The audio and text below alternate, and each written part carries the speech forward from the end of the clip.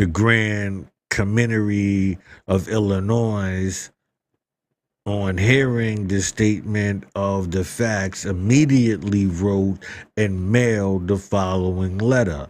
C.F. Hitchcock, it goes Chicago, Illinois, May 5th, 1879. C.F. Hitchcock, Esquire. Dear Sir and Frater, Brother William Roundenvale is not likely to live over tonight.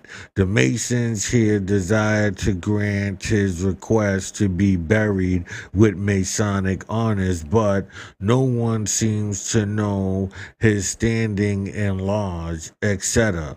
Will you kindly telegraph John B. Gavin, 87 West Lake Street, Chicago, what his standing is, and if good, if the Masons in Peoria desire to take any part in the affair. With the fraternal regard, I am courteously yours, Gil W. Brandon, GR Secretary, Grand Secretary. To this was added the postscript.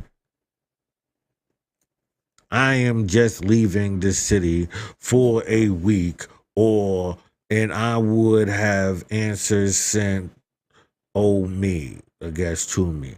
At the same time, Sir John B. Gavin wrote a posted and following letter. Chicago, Illinois, May 5th, 1859. Michael E. Erler, Recorder, Peoria, Commandeer number 7. Dear Sir William Rosenveld, past Ernest Emmett, Commander of Peoria Commandery number 3, is now dying, and as a friend of his and his family, and being also a KT, right? Knights Templar, he requests me to see that the fraternity took charge of him. When I saw him last night, he was hardly able to talk and could securely recognize anyone unless an old friend. The doctor thinks he may drop off any moment or may linger a few days, unless the lodge is commemorary of Peoria, of which he is a member, expressed their wish to have the fraternity here take charge of the matter, and so write us. I don't know how we will be able to do so. He has been sick and absent from the meetings of the different bodies so long, not through his fault, but by his misfortune, that few know him as a Mason except by the writings and the voice of Masonry. The March number contains a sketch of his life, which in full of interest. Now, what I wish is it is also the wish of all the Masons I have spoken to, is to have Peoria commemorary request Chicago commemorary to take charge of him and do honor to the man who has been an honor to the fraternity. Please let us hear from you immediately, for in case he should die, something will have to be done quite soon. Yours respectfully, John B. Gavin. That Monday evening, a regular conclave of Chicago commemoraries was held, when eminent senior Knight Roosevelt conditions and requests were formally made known by Sir John B. Gavin, who is a member thereof, and after due consideration, and the first three officers were appointed a committee with the full power of act in the matter. The following morning, the letters above names and copies were received in Peoria by the Sir Knights, to whom they were addressed, and they immediately gave attention thereto. Empress Sir C.F. Hancock promptly sent the following telegram: Peoria, Illinois, May 6, 1879. To John B. Gavin, 87 West Lake Street, Chicago, brother, Chicago. Brethren, Roosevelt is a good standing in all the bodies. Desires Chicago commemorate to take charge and bury him. C.F. Hitchcock. This was soon delivered to the Empress commemorate of Chicago commemorate Sir Alexander White, who put it in his pocket and subsequently called at Mr. Cap's residence, suspending. We are informed not over 2.5 minutes in making inquiry, giving the family no information, and manifesting no desire to see the deceased. But Empress Senior C.F. Hancock did not stop at sending the above telegram. He also wrote and posted the following letter: Peoria, Illinois, May 6, 1879. John B. Gavin, Esquire, Chicago, Illinois. Dear Sir and Frater, I am in receipt of Sir Knight Gill W. Bernard's letter stating conditions of Sir Knight William Roosevelt, and wired you this morning's request to Chicago commemorate and take charge and bury him. Sir Knight Roosevelt is past earnest commander of Peoria Commandery and in good standing in the several bodies. He is and every has been held in high esteem among the fraternity of Peoria. Of last year, unfortunate in business adventures, but always ready and willing to do to the extent of his ability. It is not probable that any of the Masons here would desire to take part in the services. I do not know as it would be convenient for any to be present. In behalf of Peoria commemorate and the Masons of Peoria would respectfully request Chicago Commandery to take charge of his remains and bury him with knightly honor. We do not know anything respecting the circumstances of his friends. We understand he has been living with a son or daughter and suppose they are able to meet the expenses of his funeral. But whatever expense it may be necessary for Chicago commemorate to incur can send the bill to me for settlement. Courteously yours, C.F. Hancock, E.C. Peoria Commandery. Pardon me here. Number 3. This letter was received by Sir Knight Gavin Wednesday morning, May 7th. Sir Knight Rosenfeld's death had then occurred. The Emirates commander of Chicago Commandery, Sir Alexander White, had also sent the following telegram: Chicago, May 6, 1879. To Charles F. Hancock, eminent commander of Peoria Commandery Knights Templars, Sir Knight Roundenvale died this PM. He requested to be buried at the fraternity. Chicago Commandery declined to act unless Peoria Commandery grantees payment of expenses incurred.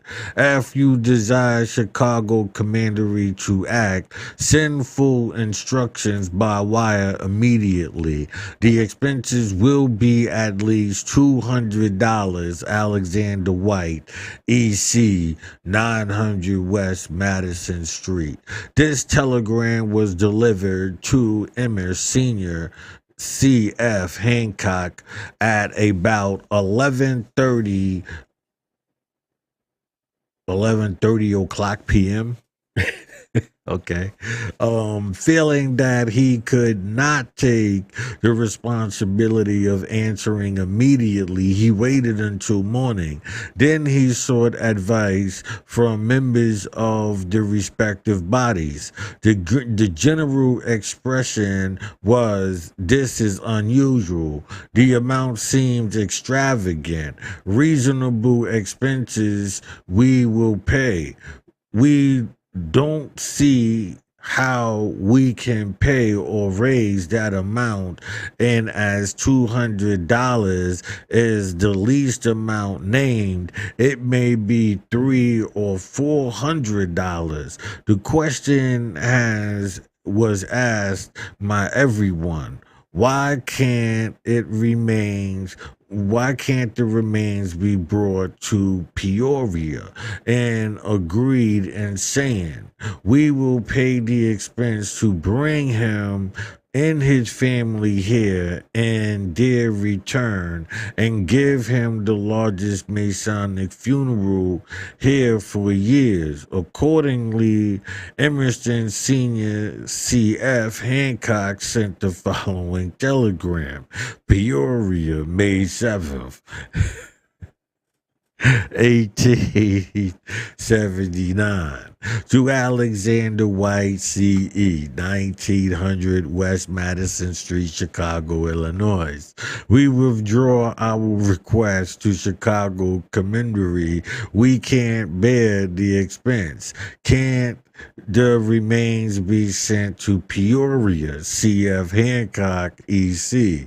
The telegram reached Senior Knight White prior to Senior Knight Gavin's call on him with the above letter.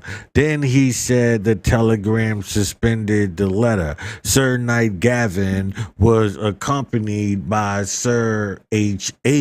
Pond, Generalissimo of Chicago Commandery, and one of the committee appointed with full power to act and and they jointly urged and begged Sir Knight White to comply with the request of Peoria Commandery. Number 3, he replied that not a dollar should be granted for expenses that not a man should return out, and that ended. Then, mortified beyond the power of words to express, the Sir Knight's name left him. to the question, can't the remains be sent to Peoria? He designated no reply and imparted no information of it to any of the friends or family. The emirate of his offenses will more clearly appear when it is stated that there had been no call on the commandery by Sir Knight Rosenfeld or his relatives to bear any part of the burial expenses, but only to turn out to perform the burial service. But rather, had there been such a call, the utmost necessary expenses could not have exceeded $120. This would have included a good burial case, 10 cartridges, hearses, and flowers. It would not have paid for a band and a display of plums, but of that there was no need. It was about 2:00 p.m. of Wednesday, and every effort made to Senior Knight Gavin to secure Masonic burials for Sir Knight Roundenvogue remains had failed. In despair, he and Sir H. Pond wended their way to Mr. Kemp's residence. Sir Knight Pond said, I never can face the family with such news. You will have to impart it. Oh, dearful task, but it was performed. How? Sir Knight Gavin rung the doorbell. It was answered by Mrs. Knapp's daughter of Emerstein, Sir Knight Rosenfeld. With blood stilled and cheeks palmed than those of a corpse within, he entered the house and then, overcame by his emotion, fell back against the door. Miss Cap, burdened with grief, exclaimed, What is the matter? And he found voice to answer. They utterly refused to do anything. Up to that moment, all the family had entertained an exalted opinion of Freemasonry, and therefore the shock to them was terrible. They could not understand why their request could not be granted, and they concluded that all Masonic professions was the grossest sham and hypocrisy. But they could not be idle, and again Mr. Knapp and his son William performed the service that was due from the Masonic fraternity. To them the highest praise is due, and there can be no wonder at their feeling that Emerson Sr. Alexander White was inflicted upon Emmett Sir Knight Roosevelt upon them, upon all his relatives and friends, and upon Freemasonry, an irreparable wrong for which he should be expelled from all Masonic rights and privileges. This can be better understood when it is stated that they knew the service Sir Knight Roundsville had rendered the order, that they were familiar with his articles on Masonic funerals, that they had seen the look of sincerity which had spread over his countenance when Sir Knight Gavin assured him just before he died that his request for Masonic burial would be fully complied with, and that their faith with Freemasonry up to that time was unshaken. They sent for us to visit them and explain the wrong if we could. What could we say but that it was a blunder caused by inexcusable ignorance or an absence of Freemasonry unparalleled within our experience or knowledge. They insisted that we should expose this wrong, that others might be saved from the similar experience hereafter. To the best of our ability, we have performed the duty keeping in view throughout the welfare of all concerned and pending no words herein with any other feeling than that of the deepest sadness and earnest Sir Knight Roundville's request for Masonic burial was not complied with. All right. So, as we see with this Freemasonic system, right? It's a sham, right? It's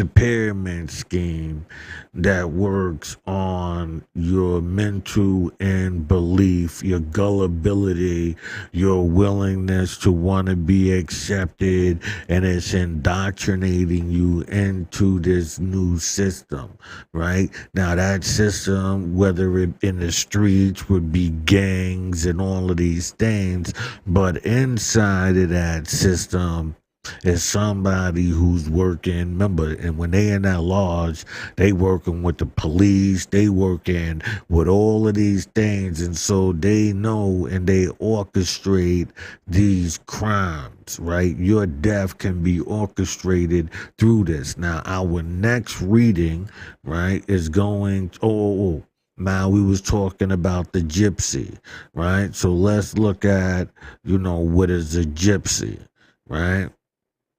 Um, let's go with a member of a traditional Entrio people who originated in northern India and now live chiefly in Europe and smaller numbers throughout the world. Romani, right? Okay, but I wanted to read this. Okay. Through still frequently encountered in English, used of the term gypsy to refer to Roma. People or their language is increasingly regarded as offensive because of the negative stereotype associated with the term. Although gypsies is sometimes used as a neutral or positive self-descriptory, it is recommended that those who for whom it is not a self-descriptor use Roma or Romana, instead. Other use of gypsies also increasingly understand as offensive, including generally wanderer, meaning of the noun and the related meaning of the verb gypsy, as well as corresponding terms such as gypsy moth and gypsy cab, right? But it's a wanderer, right? So now we're going to come over here and we're going to look at to and fro. What does to and fro mean? And a consistent movements backwards and forwards or from side to side, right? When we look into the Bible, right? It says, and God said unto Satan, whence comest thou? And Satan answered the Lord, from going to and fro in the earth and from walking up and down it, right? So when we look at what does the word Hebrew mean? Abraham was called Abraham the Hebrew in Genesis 14:13, which is the first time that the word is used in the Bible. Where did the term come from and what does it mean? The word Hebrew in Hebrew language is every, right? Every. If I'm not saying it right, forgive me, right? The root letters are used to mean cross over. Well, oh man, I'm on light on a timer right there. That's inside my tent for my herbals. Right, but anyway, it goes where we at here today? Let's see. The root are used to mean cross over or pass through. Today in Israel, we can use the word and talk about moving horses, transgressing laws, going through from difficulties, crossing roads, crossing over a river, and so on. Traversing. Right, let's go right here for you. Right, it goes. Then it goes passing or crossing over. Right, so I'm gonna hit this right here, and it says traverse. Right, cross a hill or mountain by means of series of sideways moving from one particular practical line or ascent or descent to another, to move something back and forth or sideways. Okay, so we understand. Well, I would hope we would start understanding what is being placed in front of you. You are entering a world that is communism. My next book that we will be reading will be let me see here. Hold on.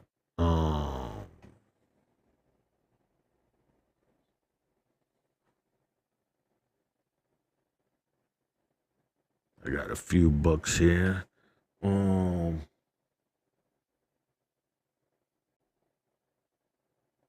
We will be doing the keys to. Let me see. Let me pull this out. Let me make sure we got the right one. All right.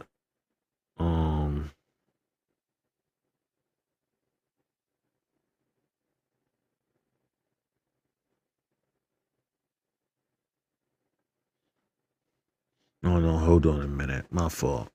I can get it over here.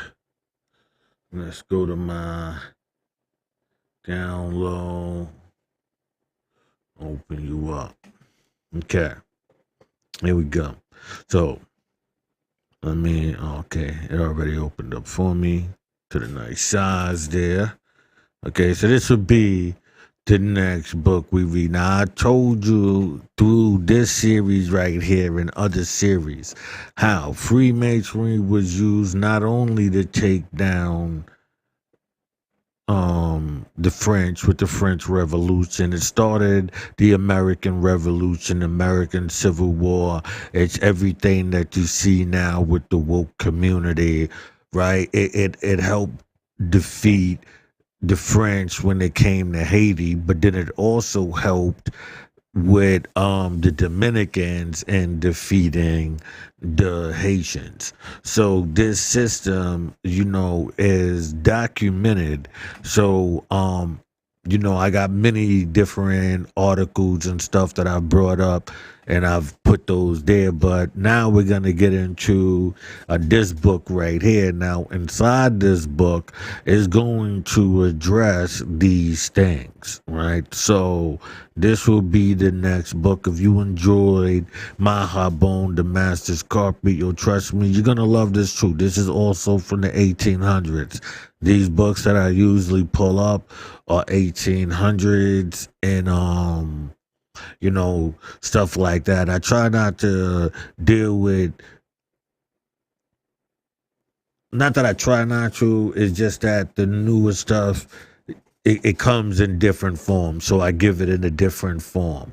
But these books will give you how this system works.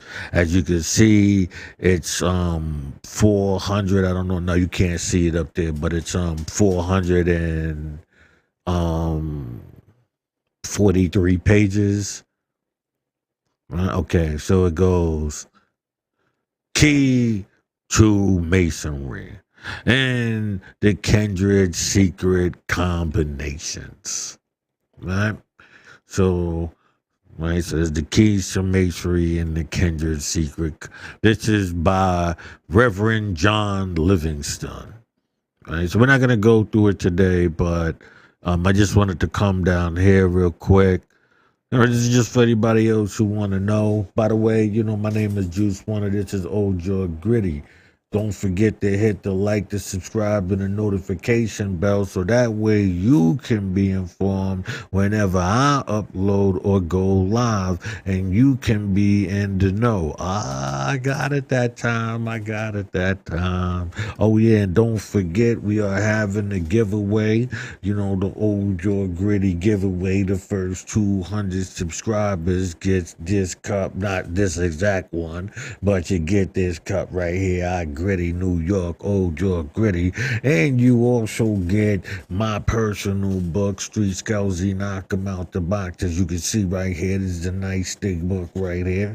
Right? See that right there? This is all full and true indeed. Street Scoutsy, Knock 'em Out the Box. It's about two brothers who are from the opposite sides of the law, but must team up in order to find their father's killer or killers. I'm actually do like a little commercial for it and rock it out like that. So but for now I just do it like that. You know what, I'll do that, right, and have like a little button where I just press it and it just come up, do the little thing and then come back. I think I'll do it like that, right?